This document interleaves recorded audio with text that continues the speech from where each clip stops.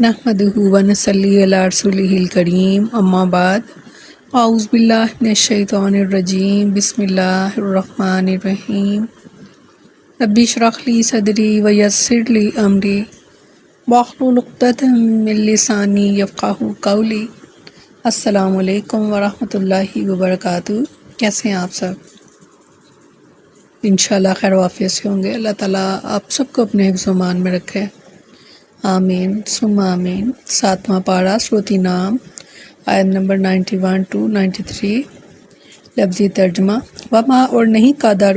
قدر کی انہوں نے اللہ کی حق کا، جیسا کہ حق تھا قدر ہی اس کی قدر کا، اس جب قالوا انہوں نے کہا ما نہیں انزل اللہ نازل کیا ہے اللہ نے علی بشر کسی انسان پر من شیء کچھ بھی۔ قل کہہ دیجئے من کس نے انزلہ نازل کیا کتاب کو، اللہ زی وہ جو جاء آئی بھی جس کے ساتھ موسیٰ علیہ السلام، نورن نور و ہدن اور ہدایت، للناس لوگوں کے لیے، تجعلونہ کر دیا تم نے اس کو قراطیسا ورق، تبدونہا کہ کچھ ظاہر کرتے ہو اس کو، وتخفونا اور چھپاتے ہو کثیرا اکثر، وعلمتم اور سکھایا کیا تم کو ما جو لم نہیں تعلمو تم جانتے تھے، انتم اور تم والا اور نہ ہی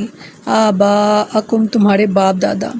قل کہہ دیجئے اللہ ثم پھر ذرہم چھوڑ دیجئے ان کو فی خوضہم اپنے بیہودہ شغل میں، یلعبون وہ کھیلتے رہیں۔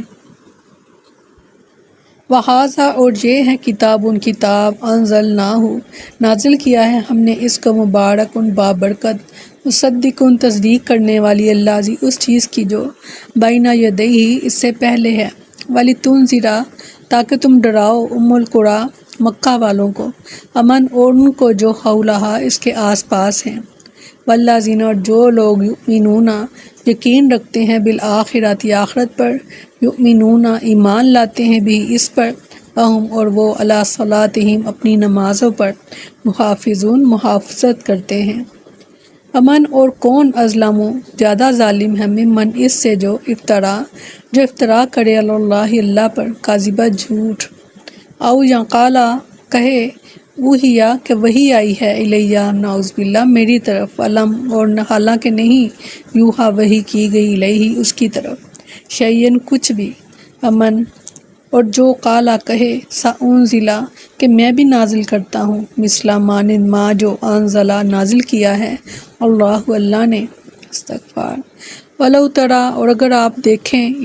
اس وقت جب ظالمون ظالم لوگوں کو فی غمرات سختیوں میں ہوں گے، موت کی، والملائکۃ اور فرشتے باسطوا پھیلاتے ہوئے ہوں گے، ایدیہم اپنے ہاتھ، اخرجوا کہ نکالو، انفسکم اپنی جانیں، الیوم آج تجزونا تمہیں بدلہ دیا جائے گا، عذاب الہون ذلت والے عذاب کا، بما اس لیے کہ تم تھے، تقولون کہتے، علی اللہ اللہ پر، غیر الحق کی نہ حق، وکنتم اور تم تھے، ان آیاتہ اس کی آیتوں سے، تستکبرون سرکشی کرتے۔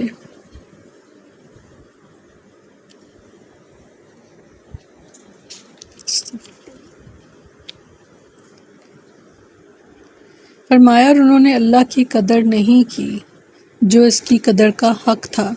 اور جب انہوں نے کہا کہ اللہ نے کسی بشر پر کوئی چیز اتاری نہیں اتاری، کہہ دیجئے وہ کتاب کس نے اتاری جو موسیٰ علیہ السلام لے کر آئے، اور جو لوگوں کے لیے روشنی اور ہدایت تھی، تم اسے چند ورق بناتے ہو جنہیں ظاہر کرتے ہو اور بہت سے چھپاتے ہو، اور تمہیں وہ علم دیا گیا جو نہ تم نے جانا اور نہ ہی تمہارے باپ دادا نے، کہہ دیجئے اللہ نے، پھر انہیں چھوڑ دیجئے اپنی فضول بحث میں کھیلتے رہیں۔ یہ خطاب جو ہود کو ہے جنہوں نے رسول اللہ صلی اللہ علیہ وسلم کی نعوذ باللہ دشمنی اور بغض اور عناد کی بنا پر ایک ایسی حقیقت کا انکار کر دیا جو کہ اپنے ہاں بھی مسلم تھی۔ وہ کہتے تھے کہ اللہ تعالیٰ نے کسی بشر پر کوئی کتاب نازل نہیں فرمائی۔ اس اعتراض کے جواب میں اللہ تعالیٰ نے دو طرح سے جواب دیے، ایک یہ کہ انہیں اللہ تعالیٰ کی پوری معرفت ہی نہیں، کیونکہ نہ تو اللہ خود لوگوں سے کلام کرتا ہے اور نہ اس کام کے لیے کوئی فرشتہ بھیجتا ہے۔ اس کی ممکنہ صورت یہی ہے کہ اللہ اپنا کلام فرشتوں کے ذریعے صرف اپنے نبی پر نازل فرمائے۔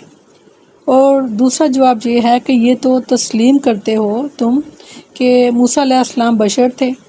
آدم علیہ السلام کی اولاد سے تھے اور ان کے ماں باپ بھی موجود تھے، تو ان پر جو کتاب اتاری گئی تھی وہ کس نے اتاری تھی اگر یہ کتاب اللہ نے نہیں اتاری تھی؟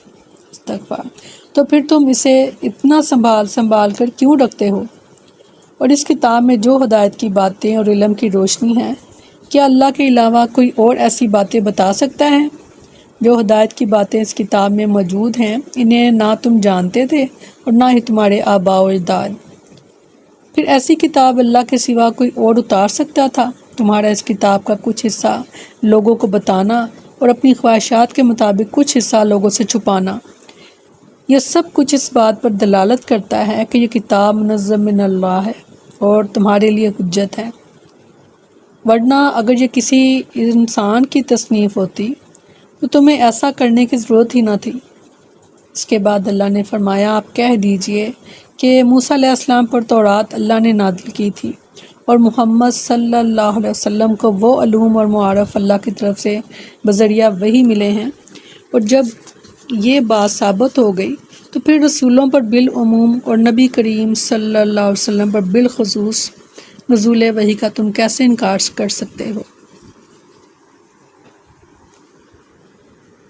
فرمایا، اور یہ ایک کتاب ہے، ہم نے اسے نازل کیا، بڑی برکت والی ہے، اس کی تصدیق کرنے والی جو اس سے پہلے ہے، اور تاکہ آپ بستیوں کے مرکز اور اس کے ارد گرد کے لوگوں کو ڈرائیں، اور جو لوگ آخرت پر ایمان رکھتے ہیں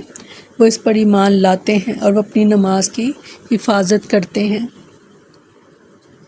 جب نزول وحی کے انکار کی نفی اور تورات کے منزل من اللہ ہونے کا اثبات ہو چکا تو اب قرآن کریم کا ذکر کیا گیا جو تورات اور دیگر تمام آسمانی کتابوں کی تصدیق کرتا ہے، جس میں دنیا اور آخرت کی سب بھلائیاں، زمانہ گزشتہ اور پیوستہ کے تمام علوم اور بنی نوع انسان کے لیے ہر قسم کے فوائد اور منافع بیان کر دیے گئے ہیں۔ مکہ مکرمہ کو ام القریٰ اس لیے کہا گیا کہ وہاں وہ پہلا گھر ہے کہ جسے انسانوں کے لیے اللہ کے حکم سے بنایا گیا اور جو تمام اہل و جہاں کا قبلہ اور ان کے حج کی جگہ ہے۔ یہ آیت دلیل ہے کہ نبی کریم صلی اللہ علیہ وسلم تمام جہانوں کے لیے نبی بنا کر بھیجے گئے تھے، جیسا کہ سورۃ اعراف میں فرمایا کہ کہہ دیجئے اے لوگو، بے شک میں تم سب کی طرف اللہ کا رسول ہوں۔ بے شک سورۃ فرقان میں فرمایا، بہت برکت والا ہے وہ جس نے اپنے بندے پر فیصلہ کرنے والی کتاب اتاری۔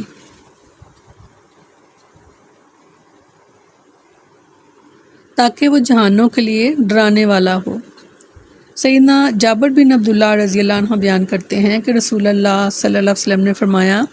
مجھے 5 چیزیں ایسی مرحمت فرمائی گئی ہیں جو مجھ سے پہلے انبیاء میں سے کسی کو بھی نہیں دی گئی تھیں۔ ان میں سے ایک چیز آپ صلی اللہ علیہ وسلم نے یہ بیان فرمائی کہ پہلے ہر نبی بطور خاص اپنی ہی قوم کی طرف مبعوث کیا جاتا تھا، مگر مجھے تمام انسانوں کی طرف مبعوث کیا گیا ہے۔ سبحان اللہ۔ بے شک بے شک فرمایا، اس سے زیادہ ظالم کون ہے جو اللہ پر جھوٹ باندھے یا کہے کہ میری طرف وحی کی گئی ہے، استغفار، حالانکہ اس کی طرف کوئی چیز وحی نہیں کی گئی، اور جو کہے کہ میں بھی ضرور اس جیسا نازل کروں گا جو اللہ نے نازل کیا۔ اور کاش آپ دیکھیں کہ جب ظالم لوگ موت کی سختیوں میں ہوتے ہیں اور فرشتے اپنے ہاتھ پھیلائے ہوئے ہوتے ہیں کہ نکالو اپنی جانیں، آج تمہیں ذلت کا عذاب دیا جائے گا، اس کے بدلے جو تم اللہ پر ناحق باتیں کہتے تھے اور تم اس کی آیتوں سے تکبر کرتے تھے۔ اس آیت کریمہ میں 3 قسم کے لوگوں کا ذکر کر کے یہ بتایا گیا کہ ان سے زیادہ اپنے حق میں ظالم کون ہو سکتا ہے۔ ایک تو وہ لوگ جو افتراء پردازی کر کے غیروں کو اللہ کا شریک بناتے ہیں، نعوذ باللہ، یا جو اپنی طرف سے حلال اور حرام کے احکام وضع کرتے ہیں، اور دوسرے وہ لوگ جو نبوت کا جھوٹا دعویٰ کرتے ہیں اور کہتے ہیں ہم پر اللہ کی جانب سے وحی نازل ہوتی ہے، اور تیسرے وہ لوگ جو دعویٰ کرتے ہیں کہ وہ قرآن جیسا کلام پیش کر سکتے ہیں۔ استغفار۔ یہ ظالمانہ اعمال جو ہیں ان کا انجام کیا ہوگا؟ جیسا کہ آگے اللہ تعالیٰ نے بیان کیا کہ ایسے لوگ جب موت کی شدتوں اور سکرات میں مبتلا ہوں گے تو اس وقت فرشتے کہیں گے کہ اپنی روح کو اپنے جسموں سے نکالو، تم جو اللہ کے بارے میں ناحق باتیں بناتے تھے، آج ان کے بدلے میں تمہیں ذلت اور رسوائی کا عذاب دیا جائے گا۔ ومن اظلم ممن افترى على الله كذبا او قال اوحي الي ولم يوحى اليه شيء۔ سیدنا ابو ہریرہ رضی اللہ عنہ بیان کرتے ہیں کہ رسول اللہ صلی اللہ علیہ وسلم نے فرمایا، جس نے جان بوجھ کر میری طرف جھوٹ منسوب کیا وہ اپنا ٹھکانہ جہنم میں بنا لے۔ ومن قال سأنزل مثل ما انزل اللہ۔ کافروں کے اس دعوے کو دوسری جگہ بھی اللہ تعالیٰ نے ارشاد فرمایا سورۃ انفال میں، اور جب بھی ان پر ہماری آیات پڑھی جاتی ہیں تو وہ کہتے ہیں بے شک ہم نے سن لیا، اگر ہم چاہیں تو یقیناً استغفار کے جیسا ہم بھی کہہ دیں، یہ تو پہلے لوگوں کی فرضی کہانیوں کے سوا کچھ نہیں۔ کافروں کا یہ دعویٰ محض لفظی جمع خرچ تھا اور ایسا نہ کر سکے، اور باوجود اس کے کہ ان کا چیلنج کیا گیا کہ وہ ایسا نہ کر سکے۔ سورۃ بقرہ میں فرمایا، اگر تم اس کے بارے میں کسی شک میں ہو جو ہم نے اپنے بندے پر اتارا ہے یعنی قرآن، تو اس کی مانند ایک صورت لے آؤ اور اللہ کے سوا اپنے حمایتی جو ہیں وہ بلا لو اگر تم سچے ہو۔ پھر اگر تم نے ایسا نہ کیا اور نہ کبھی کرو گے تو اس آگ سے بچ جاؤ جس کا ایندھن انسان اور پتھر ہیں، کافروں کے لیے جو تیار کی گئی ہے۔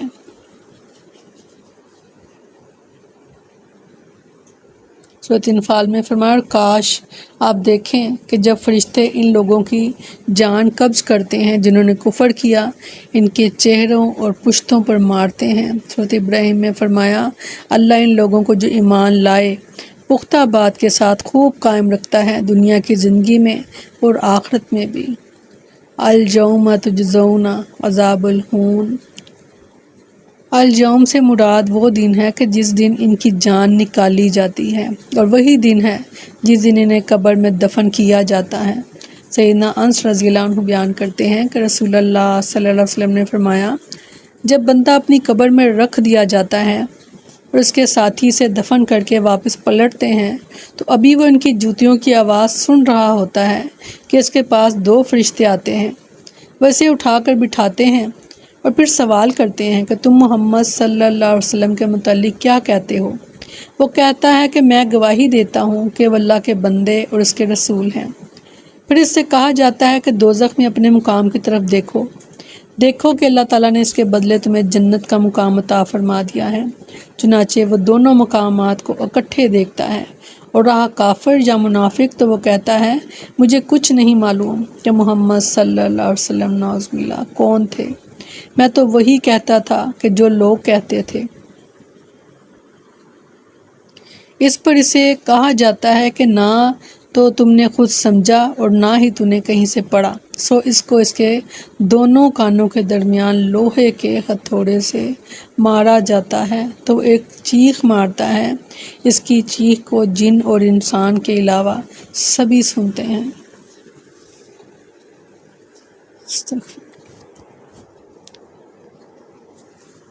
جہاں پر قرآن میں خوشخبری کی بات کی جاتی ہے وہیں ڈراوا بھی آیا جاتا ہے۔ خوشخبری ان لوگوں کے لیے جو اللہ اور اس کے رسول کی پیروی کریں، اور ڈراوا ان کے لیے جو اللہ اور اس کے رسول کی نافرمانی کریں، کسی بھی طرح کہیں پر بھی۔ اللہ تعالیٰ ہمیں فرما بردار لوگوں میں شامل فرمائے، آمین ثم آمین۔ السلام علیکم ورحمۃ اللہ وبرکاتہ۔